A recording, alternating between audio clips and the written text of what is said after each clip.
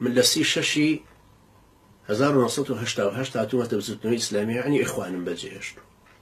ئیخوانم بەجێهێشت دوای ئەوەی لە 1970ەوە لەگەڵیانە بووم بە ڕەسمی 1970 تا 88 17 ساڵەکە 17 ساڵ لەگەڵ ئیخوان 36 2018 ساڵی داهاتوو دوای دەمانگی تر یان 11 مانگی تر ئەکاتە 30 ساڵ ئیشکردن لەسەر ئەم زەمینە فکریە و عەقائیدی کە ئێستا مقتەنیعم پێی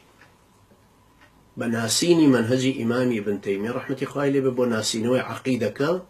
وەرگرتنی فقهی دەلیل و واقع ناسی لەگەڵ هەستی ئیستخلاف و حاکمیەتەکە کە سید قوتب باسی کرد منهەجی من لەو ڕۆژەوە لە 36 1988 هاتوومەتە بزوتنەوەی ئیسلامیەوە دەمجکردنی منهەجی ئیمامی ابن تەیمیە و دید و تێڕوانینی سید قوتب لە مەسەلەی حاکمیەت لەو ڕۆژەوە ئەو زەمانە کە من وتارمەدا و لە وتارەکانە باسی ئیمامی ابن تەیمیە کرد کە ئاوا فەرمووی لە مجەلەدی 28 طبعا لە دەربارەی جیهاد مجەلەدی 28 فتاوە مامۆستا ئەحمەدی سینەمۆکی ڕەحمەتی خوای لێ بەجارێک کە ئەو کاتە هێزی ئازادی بوو لەگەڵ مامۆستا مەغدیدی ڕەحمەتی پێی وتمەتی جەناب دەزانی کە مەلاکانی ئێمە ابن تەیمیان زۆر خۆش ناوێ وتم بەڵێ زانم چکە ابن حەجەری هەیتەمی تەکفیریەکە و کوردیش کە شتێکی لە ئاڵۆز ببێڵە وا لە تحفەی ابن حەجەرە یعنی ئەوەندە مەرجەعە لەلایە بەڵام لە هەمان کاتای ابن حەجەری هەیتەمی بە هەڵەدا چۆکە ئیمامی ابن تەیمیە تەکفیر کرد بەهەرحاڵ ئەوە قەزەیەکی ترمانە من لەو ڕۆژەوە لەسەر ئەمە ئیشەکەم عەقیدەیەکی سەلەفیانەی پاک و ساغ مەرجیش نییە تەنها لە وەهابیەتەکەی وەرگری وەهابی حرەکەتی وەهابیەتی محەممەد بن عەبدولوهاب و ئەولاد و ئەحفاد و تەلەبەکانی مەدرسەیەکن لە مەدرسەی سەلەفی مەدرسەی سەلەفی پێش ئەوانیش هەبوو ئیمامی شەوکانی مەدرسەیەکی تری سەلەفیە سەید ئەحمەدی شەهید کە کتێبی تەوحیدی نووسیوە لە هەندستان مەدرسەیەکی تر شێخ ئەحمەد شاکر لە میسر ڕەحمەتی خوای لێبێ وەکو ئەلبانی مەدرسەیەکی تر ئەلبانی بۆ خۆی مەدرسەیەکی تر ئەنجا ئێستا دید و تێڕوانینەکانی سەلەفیەکانیش بۆ خۆیان جیاوازن لە ناوخوانە لەبەرەوە ئەبێت کەوتت سەلەفی ئەڵێ دید و تێڕوانینی مەدرسەی سەلەف بۆ عەقیدە بۆ فقهی دەلیل بۆ چۆنێتی ئیشکردن واتە تەلەقی و گەیاندنەوەی دینەکە ئەوەشمان لە ئیبن تەیمیە بەقاڵب بینیوە لەبەرەوە ئیبن تەیمیە ڕەحمەتی خوای لێبێ ئیمامێکی بەڕێزە وەکو ئیمامی شافعی و حەنەفی و ئیمامی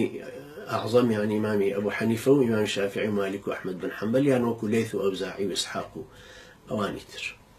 ئیمامی ابن تەیمیە لەوان کەمتر نییە وەکو حەسەن ئەیوب ڕەحمەتی خوای لێبێ ئەفر و ئەوە شاهیدی دانێکی هەموو کەسێکیشە بووی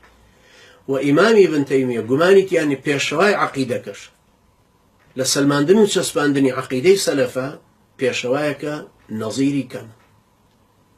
لە فقهی دەلیلیشە پێشەوایەکە ئەو چوار ئیمامە بەڕێزە فەرموویانە هەر وەختێک دەلیل ڕوون بووە حەدیث ڕوون بووە ئەوە مەذهەبی من ڕئی من بدەن بە دیوارەکە ئیمامی ابن تەیمیە ڕەحمەتی خوای لێبێ شارەزای دەلیلە شارەزای فقهی بەراوردە تەرجیحی دەلیلەکانیشە دا دوای تەرجیحی ڕێیەکانیشە بۆ ئێمەش لەسەر ئەم منهەجە پەروەردە بین بڵاوبوونەوەی دیدی ئیستخلاف واتە حاکمیەتی شەرع و سیادەی شەرع ئەنجا مەفاهیمەکانی دارالئیسلام و دارالکوفر وەلاء و بەراء و سنووری کوفر و ئیمان و زانینی ئەم حدودان زانینی مەرجەکانی ئیمان لە عیلم و یەقین و صدق و قبول و ئەوانی تر ئەمانە هەمووی ئێمە ئیشمان لەسەر کرد لە مەدای ئەم 29 ساڵەیە ئەو کەسانەی لێمان نزیک بوون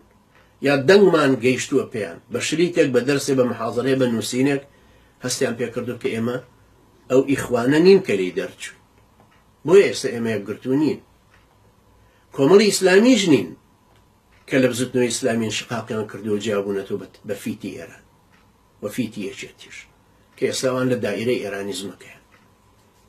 سۆفیش نین ئێمە چونکە عەقیدە سەلەفیەتەکە لە سەرەتاوە جارە باسی تەوەسل و مەسەلەی